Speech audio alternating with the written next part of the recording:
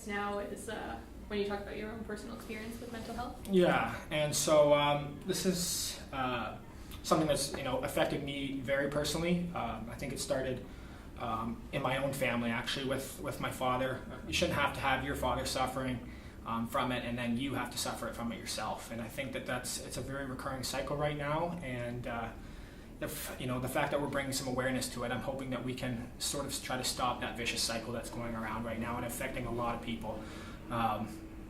For me, I've struggled with depression for a long time now.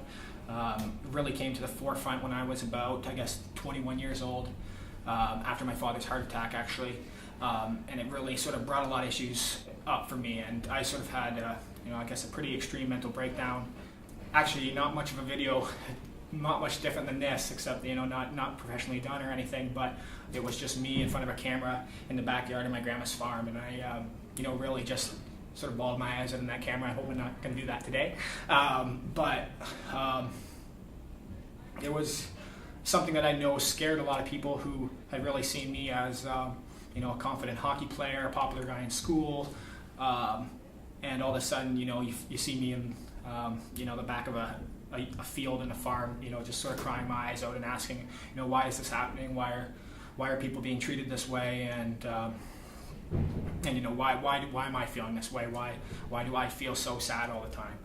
And I almost forget the initial question, but that's sort of my personal experience, I guess, and it continues. So I'm really hoping, not just with this video and not just with Bell Let's Talk, that as a collective moving forward, that we can address this stuff more openly, more transparently, and show a little bit more vulnerability on camera and in front of people, because I think right now the fact that we're all holding it in and sort of keeping it inside is really, a lot of people are feeling the same way. And I think the fact that we're not talking about that, it's just causing more problems. And I think everyone's just it's bubbling under the surface. And I think, it's a big time in consciousness, I think, for the entire world. And it's time for us to sort of address these issues now before it gets too late and too out of control.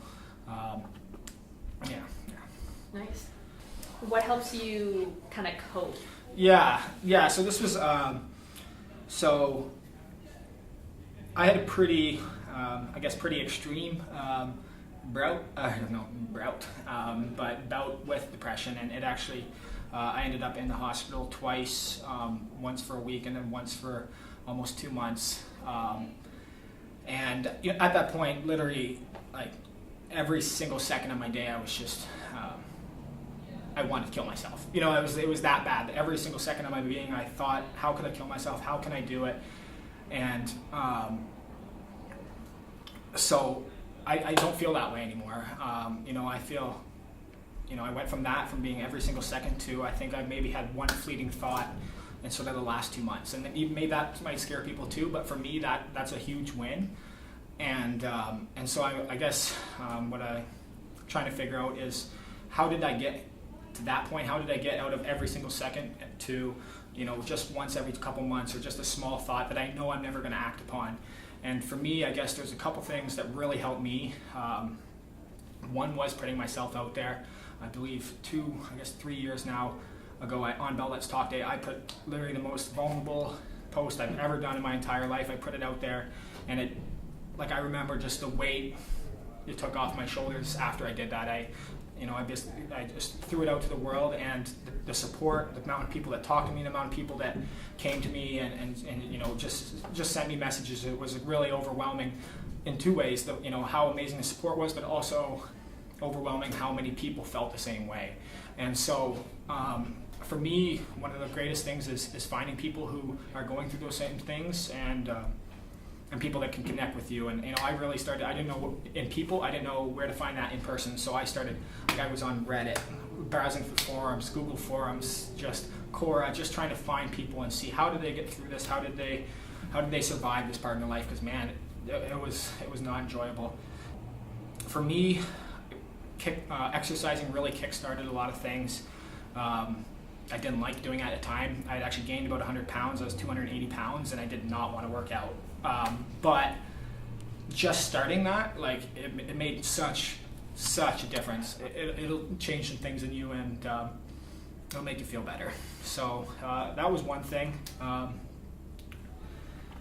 I said, I took a leap after I dealt with a lot of those problems. I took a leap and I started my own business. I said I know that I'm not going to be happy in the normal 9 to 5, and I think that's scaring a lot of people right now, is that whole concept of being locked in this thing that they don't want to do. And if you really try and you really want to, you can do something that you're passionate about and succeed and thrive.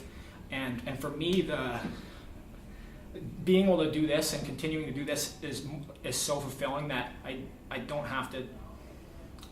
My life isn't. I'm not struggling to go by every day because I'm enjoying what I'm doing every day. And I think if you can find something that you're doing that makes you happy like that, then it's going to be a lot easier, and you're going to start to feel that happiness inside. So if you're scared to take a risk or make that leap or something, and you're depressed already, what is there to lose? You know what I mean? You can do. There's so many things you can do. There's opportunities. You just have to find them. Do something you're passionate about and you care about, and I'll tell you, the world is going to get a lot easier. And that, like I said, I really told the world at once, but there are people close to you that care about you too. And I think that's one thing that we always forget. I think we really get sort of bottled up and sort of realize, sort of think, these people don't want to hear these issues. My family, my friends. And I mean, I get it. It's tough. When I went through some of the stuff that I went through, I've isolated a lot of friends. I scared a lot of people, and a lot of people didn't want to deal with me because I was depressed. But there are those people who will want to who will support you and take care of you, and they'll be there for you no matter what. And find those people, because it's very tough to get along without them. And yeah, you need that support system in place, because even these days, I have, when you're doing the stuff, like, you get stressed out, you have so much stress in your life, and everyone does, and you need that person that you can talk to, even if it's just one person who can calm you down or reassure you or do whatever. And I have my girlfriend, I have my business partner, I have you, Nicole, who's filming the camera, I have all these amazing people, my family, my sister, and all these people who I can, I know I can reach out to.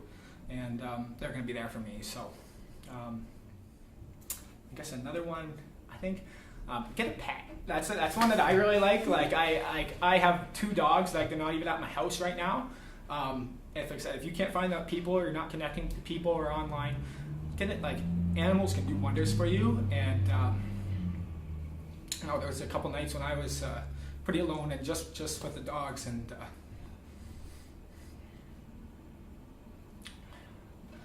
they can do. It's a beautiful thing to be loved unconditionally by them. So, that's a good option. That's a really good option. I'm trying to think what else.